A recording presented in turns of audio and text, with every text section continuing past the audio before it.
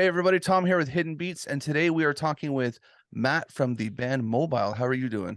I'm good. How are you? Pretty good. How's your day going today so far? Pretty good. I finish at noon. So with the new job I have, I work for a fire department and I finish at noon on Friday. So it's Oh, pretty that's a good. bonus. Yeah. That's pretty cool. Yeah. hmm So for those who are new to this episode and new listeners, give a little intro about you and the band. hmm Well, Mobile's been together for a number of years. I think if I can start from when we actually started having this career as a job, if I can put it, and then we really settled there and made sure we had all the tunes and everything to make a career out of this music thing. And we met a manager, an agent, and then a record company. And then we released the first album called Tomorrow Starts Today in 2006 through Universal Interscope. And then we were able to tour quite a lot. And we toured Canada, the US, and Europe. And we got to play with a lot of our favorite artists. And we won a Juno in 2007. We had a gold record too for that album. And but most importantly, we had a lot of fun. It was great. I mean, it was a magnificent experience to go across the world and play music. And we got to share the stage with amazing bands like The Strokes or Primal Scream or Kasabian and all those great European festivals that we had the chance to play at.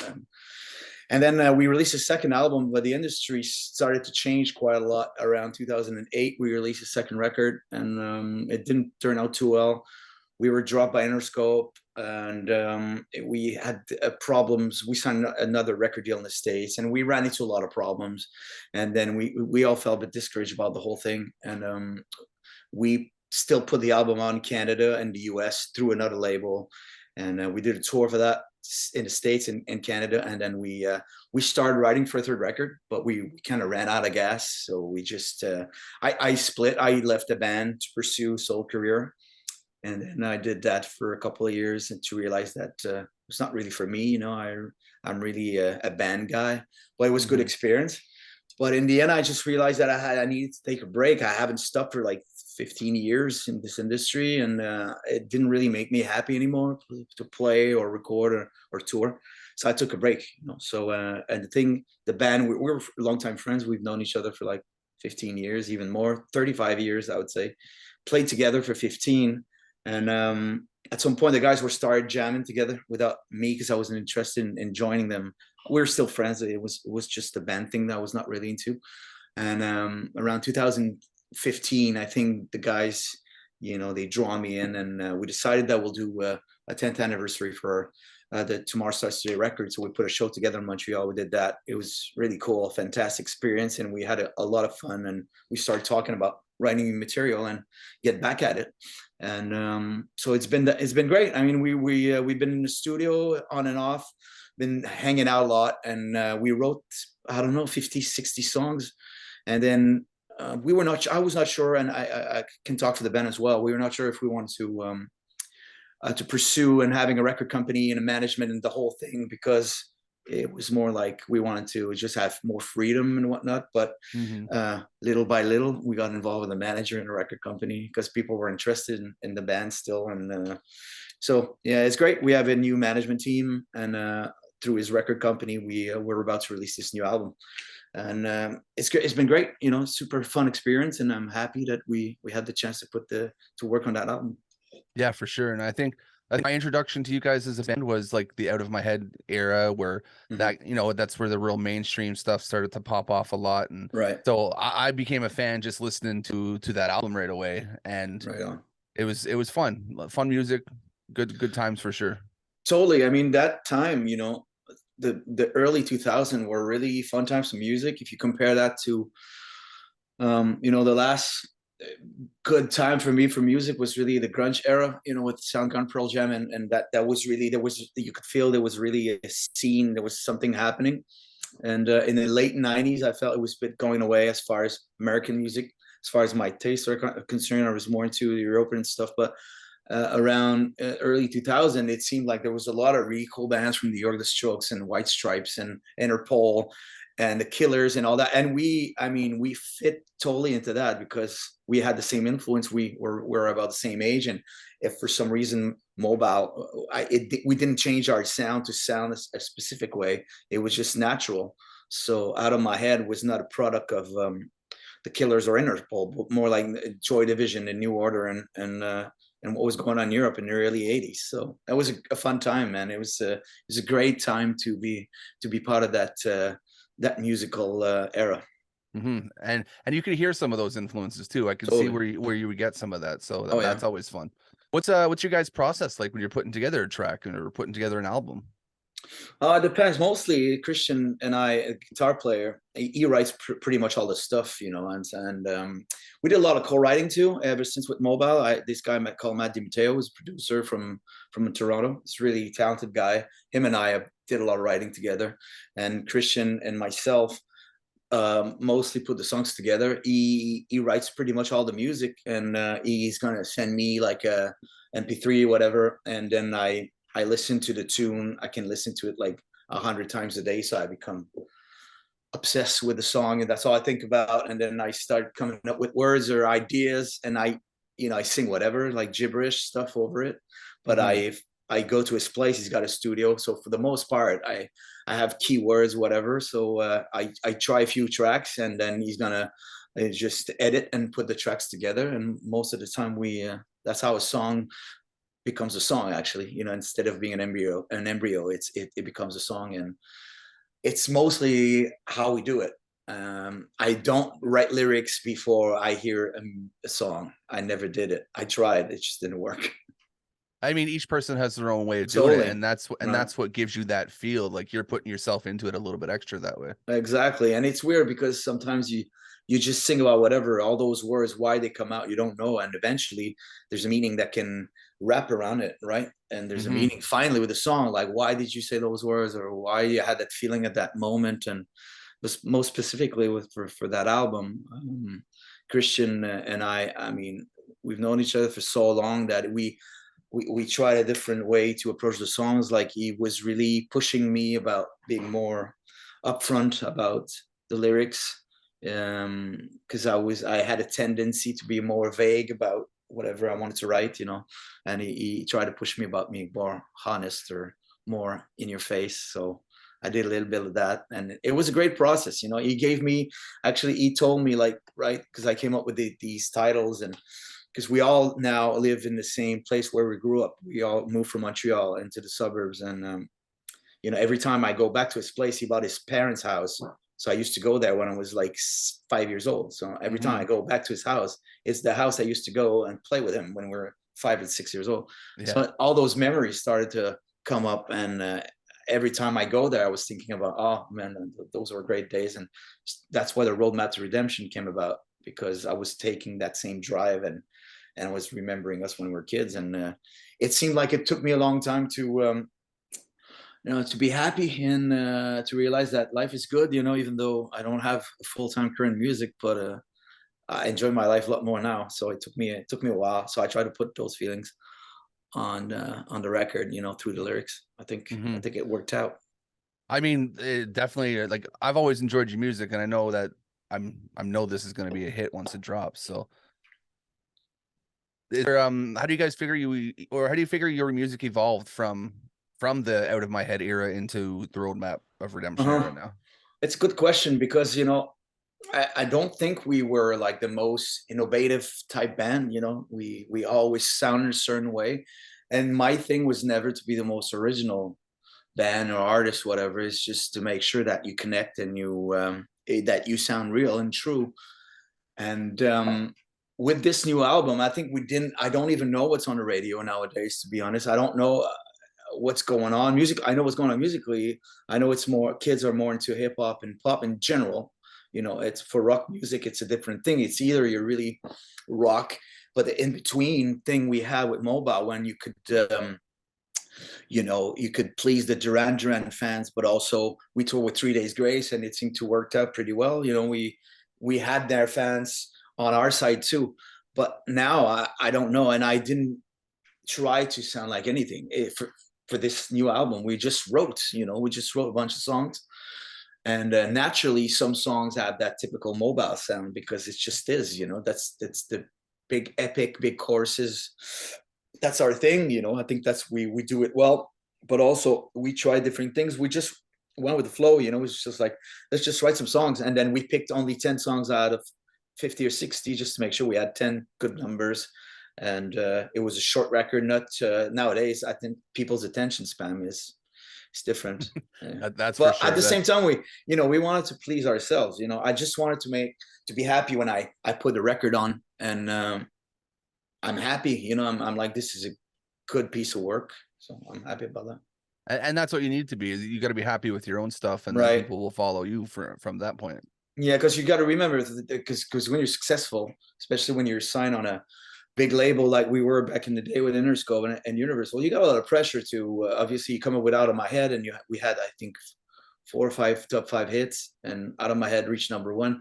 You got a lot of pressure to come up with another hit, you know, because it's obviously it's called the music industry for a reason. You know, they make a product out of you, and I could never write another Out of My Head. I don't even know how we wrote in the first place. So you know what I mean? So the thing is, like, we went darker with second album. That we had a tough run when we did the second album. I thought it was too dark and it was too intense, and I wanted to keep that pop thing we had, because naturally I think that would served us better. But we chose a different path. So for this album, we just wrote, you know, it was not like let's try this style, I think that's why that album sounds more timeless than the other two, and sounds pretty real and true, to be honest. And I think now is probably a really good time to release music, and because the idea of genre bending and kind of things mixing all over, I think that fit a really nice like niche right there right now. You're right, totally. I mean, I don't even know how to call mobile. Was it as an alternative? Is it pop? Because on the record, you know, first single, In My Heart, it's more pop. It's more like electro. But then you got other songs on that album that are a little bit more heavy or groovy or whatever. So I don't know, man. It's just, yeah, you're right. It's a good time. The thing is, like, people see the difference if it's if you're real. I mean, you can feel it, you know, when you hear a song. Whether it's I mean, there's certain bands I love, even though they're pop. I heard that song the other day on radio. It's a great song. I was like, who's that? And it was, I think it was Demi Lovato. My daughter, I have an 11-year-old daughter. She played me that song by Demi Lovato, Cool for the Summer. I was like, it's tune, man. It's a big song. I was like, wow. I mean, it's not my style, but I could tell that it sounded great, amazing. And my friend is into metal. I'm not a metal guy, but he played me a Slayer track. I was like, man, it's brutal, man. And I could tell, like, this is fine. Those guys are for real, you know. They're not. So it's more that with Mobile too. It's just I wanted to make sure that whatever happens with this album, there's nobody's going to be able to tell, this is crap. You know, it doesn't sound real, because whether you like it or not, I know it's you know, it's true love and the real feelings are out there. And you definitely seem like someone who can appreciate a song if it's done well, good song, no matter what genre. Same as myself, I think. So your style of music is going to hit a lot of different aspects for a lot of people, and that's where I think it's gonna take off for sure. Totally, because you never know, you're right. You know, Out of My Head, like, to be honest with you, I don't even know what it means. You know, when I wrote it, there's no specific meaning, and I got that from. I'm a big fan of Oasis, and Noel Gallagher said, you know, I wrote "Don't Look Back in Anger." I never met a girl called Sally, but 70,000 people sing it back to me, you know, so it means something to them. So for a song, It's Out of My Head, I was like, I know it's a good song, you know. I heard it on the radio the other day, and I was like, that's a cool song, and it aged pretty well. But if there's any specific meaning, I always felt a bit embarrassed when people were like, what's that mean? I'm like, no. But it's great, you know, whatever it means something to them. Exactly. I still have that on one of my playlists I listen to now. So yeah, it definitely survived, that's for sure. Yeah, it's true. And it doesn't sound too dated. So I was no, it fits nicely. So right. with the music industry the way it is now, what do you think it takes to stand out? Like, there's a lot of oversaturation and just a lot of music out there these days. Yeah, it's tough, man. That's one thing too that I got discouraged when we broke up. I was like, music was changing, and also it was really tough to to make a decent living being a musician, a full-time musician.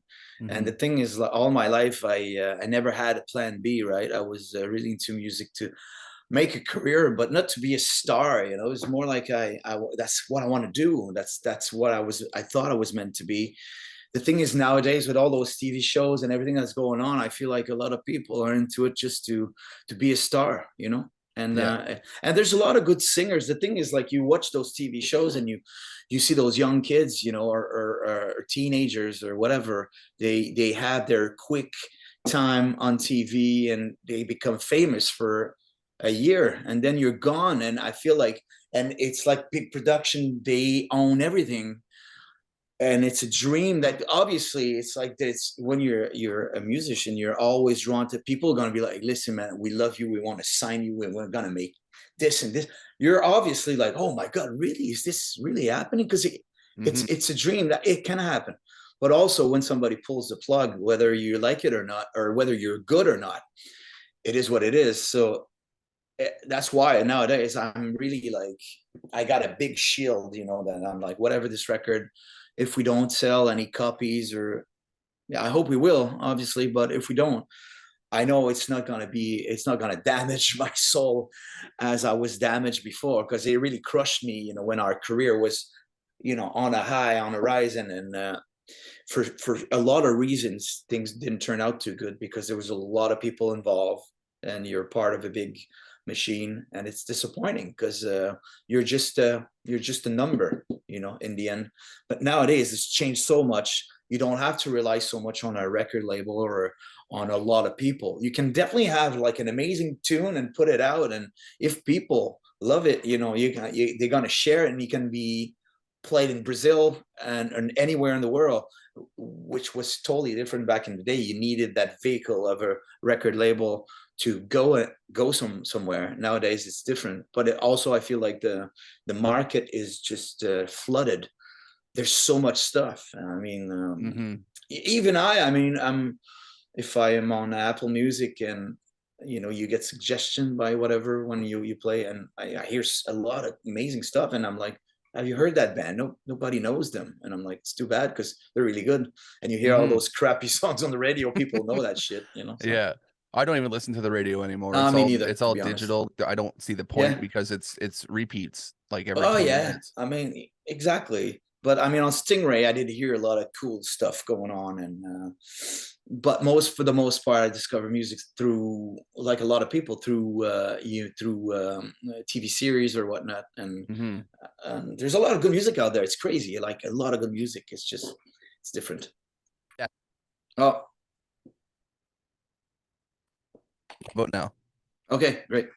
Sometimes my mic does have a little weird All hiccup right, there. yeah, yeah, yeah. No worries. I'll edit that part in. It'll be all right. Okay. So I was saying, with you guys were in the era of, you know, having that machine and having to do a lot of that legwork, and now we have social media, TikTok, things like that. Have you Hmm. adopted a lot of that into what you're trying to do, or have you started to get there? Yeah, I have a hard time, to be honest. I'm still. I don't want to sound like the old dinosaur. I'm not interested in the Snapchat and TikTok, and obviously, like I said, I have an 11-year-old daughter. She introduced me to all those things, and I was like, "This is insane, man." And but sorry, um, hold on, sorry. Mhm.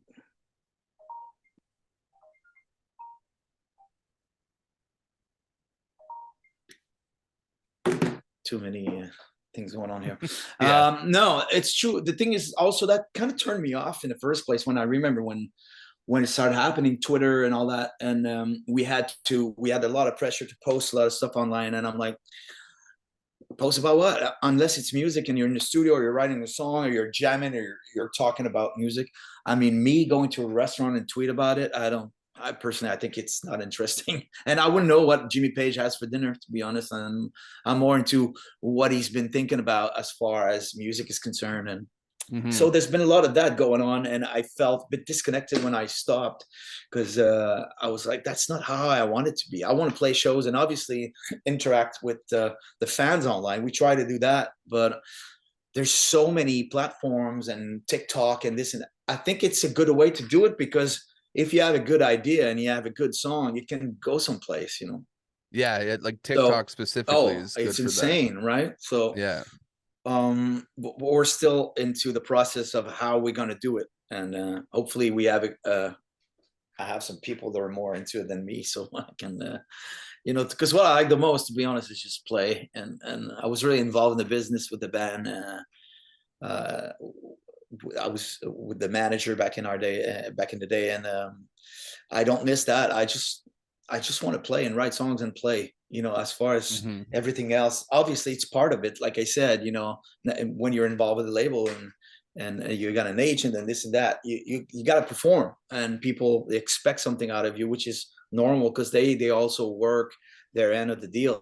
So but as far as social media, it's true, it's the key. I mean, it's to find the right thing, and make sure also that it's not too phony, so Yeah. you're not like trying too hard, because you can tell when you see people that are just trying too hard, and it takes away, I think, the mystique is kind of gone as far as music is concerned. I feel like back in the day, and I hate to say that, but it was more like mysterious, so you had to wait or to search for certain information about the artist. Now you got to put yourself out there and tell everybody everything that you're doing.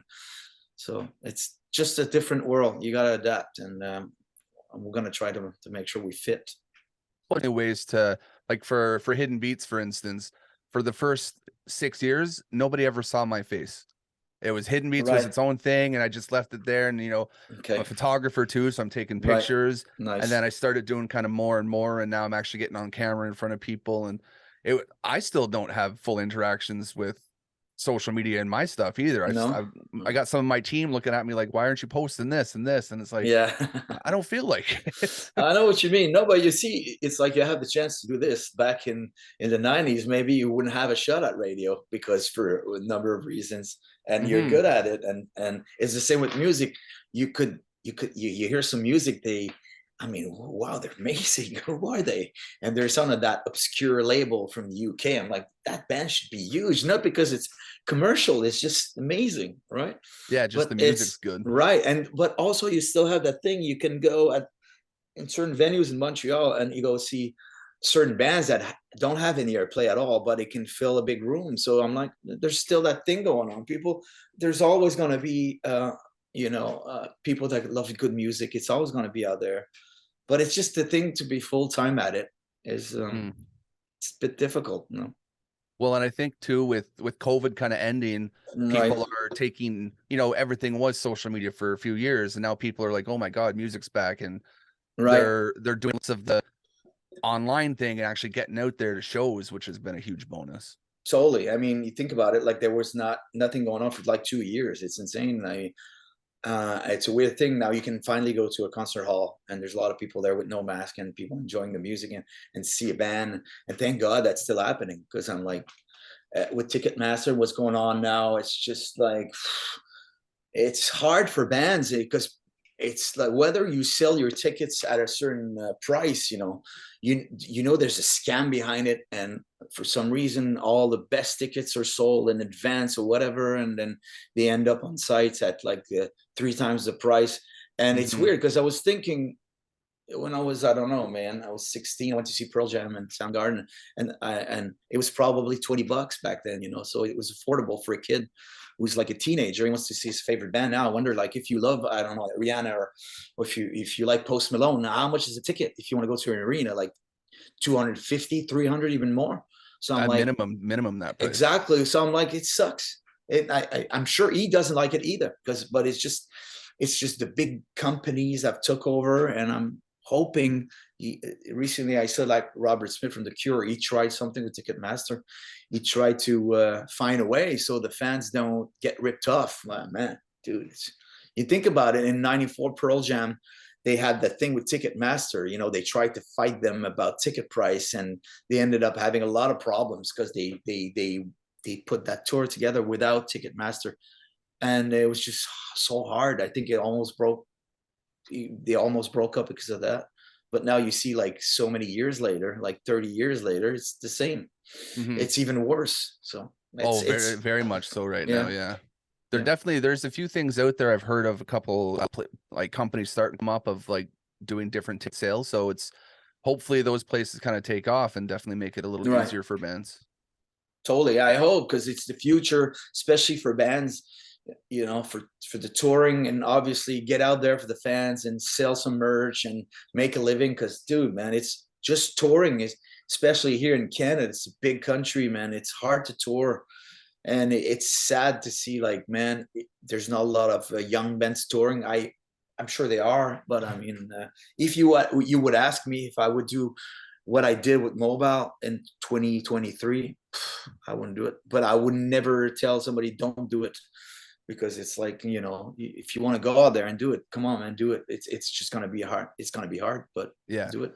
I work with so I'm based in Ottawa, and I work with one of the Yeah. promotion companies here, and he does tours across Canada, US, and stuff like that. And getting to see kind of the back end of that stuff, it's a lot. There's a lot of stuff Man, going on there now. totally. And the thing is, like, now it's really like they put packages together, you know, a bunch of bands. Because I mean, you think on it, like, who's going to fill an arena in 5 years? You look at the big headliners in festivals sometimes, unless they're like electronic and pop. When it's rock bands, I mean, there's not a lot of young rock bands that can headline a festival. There might be a few, but not too many. Yeah, for sure. And so you've been doing this a little bit too. What's the weirdest fan interaction you've probably had, like either on tour or just in social media? I'm sure there's a lot of that weird stuff out there. Oh yeah, yeah. I mean, people get intense with music in general. You know, Yeah. it's weird because that's one of the things I like, though, because it's like when you write a song, you never know. Like, you put your feelings, you know, out there, and you it's like everybody. It's like you feel like, hey man, maybe I'm alone thinking or feeling like that. And then you get I mean, a young teenager, especially young girls, who are really, they get touched by lyrics, and they come to you and they're like, oh my god, this song saved my life. I was like, oh yeah, really? So like, when they would always ask me what the song means. I'm like, what does it mean to you? So whenever they would tell me their story, I was like fascinated. I was like, oh yeah, that's fucked up. And I thought it was Yeah. great. You know, it was really cool, because I would never ask Sting what Every Breath You Take means. I'd rather have my own idea of the song. And so we had a lot of that, people chasing us around, obviously, when Out of My Head was exploding. You know, weird kids who were waiting for you, you know, Behind the a tour venue. bus. Yeah. Yeah, stuff like that. I've seen a few of those. Yeah. Yeah, like, they're just weird people. You know, they're not that they're bad people, just weird characters. You know, you end up meeting a lot of weird people when you hit the road. I'll tell you that much. And so one of the things I like to ask everyone, and especially someone, you've been in the career a little bit now, you've seen a lot of interviews and things like that, or been through a lot of interviews. What's Right. one thing that you think should be asked more in an interview that's not asked enough? That's a good question. Why you're in it in the first place? Like, why do you play music? Like, what's the main goal? Why? You know, what got you into taking a guitar, and why? I think it's interesting, because musicians have different paths and different ideas on why you play music. You know, why I started singing. I don't know. You know, I love music in the first place when I was really young. It struck me, you know, and it saved me in a way, because I hated school, but I love music, you know. So when I was a young kid, I have an older sister. She would, you know, put my hair and shit, and she played me all those cool records, and she bought me a leather jacket, you know. So she saved me and helped me out. So I think it's important for people to, why you're in it in the first place. Do you want to be famous? Do you want to? Why you're doing it? I think it's important, because it means everything, you know. That and people are not aware of, like, man, because people think like, hey man, you're on tour or whatever. Even though when we had a bit of success, you know, it was still hard, because you think you achieved that goal, and you're like, man, this is it, right? And it's not. You got to work harder. But it's fun. I mean, it's just, there's a lot of things out of your control. You got to be ready for that.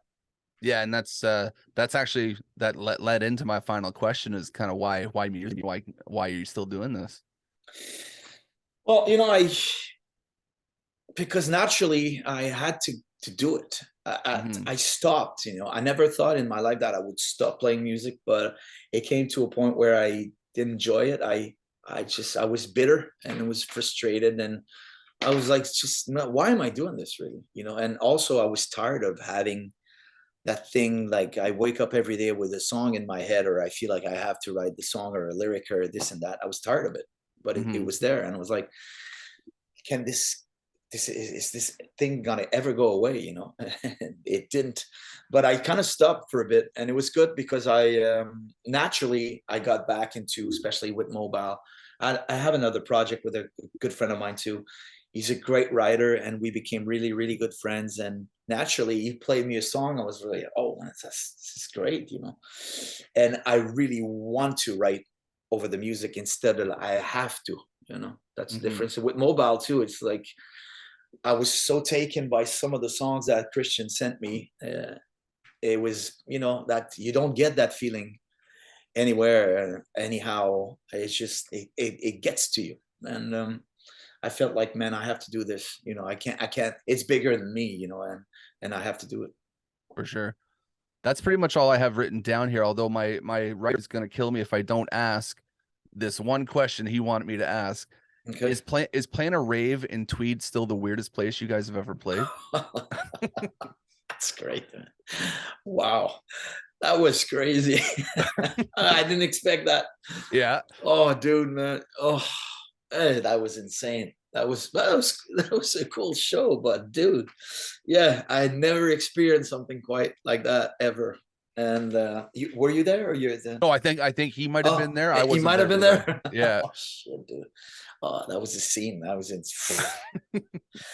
Seriously, I remember going there. We were on tour, and somebody picked us up at the airport, and we were really tired because we were touring, and we showed up on the site, and there was like, it was mayhem, man. It was like people driving four-wheelers and motocross and drinking, and you had all these weird cars with no roofs and people like fucking yeah. And it's just insane. The scene was crazy. There was a lot of bikers there, like gangs and stuff. And I remember our tour manager was like, dude, man, you guys stay here. You don't go there. And at some point, I think the guys, they dropped mushrooms and they took the golf cart. Okay. And they went around, and something happened. I don't know what happened, but we had to leave fairly quickly. And those guys were gone with the golf carts, and my tour manager freaking out. And we still talk about it actually when we want to have a good laugh. Tweet comes back into our mind. Sounds like a fun story for sure. Yeah, totally. So before we sign off, is there any kind of final words of wisdom or tidbits that you want to leave to fans, new and old? Yeah, man, I'm happy to be back, and I'm looking forward to put this record out, and I'm hoping we're gonna get some new fans. And as far as the old fans, I think they're gonna like it. It's a good record, man. It's honest, and I'm excited. Hopefully, we'll get a lot of people on the boat with us. Well, we're going to make sure we link everything so people can find you guys on the socials and make sure that they can pre-save music or pre-order everything like that. Sure thing. Yeah, and send it across to me, the interview. I'll post it on the mobiles page and all that. So yeah, as soon as I get it up, I think I got probably sometime next week is when I'll have it up. Right on, man. But yeah, it'll be fun, and I had a great time. Nice getting to actually meet you. Same here, man. Thanks for having me. Appreciate it. And hopefully we'll get to do this again sometime.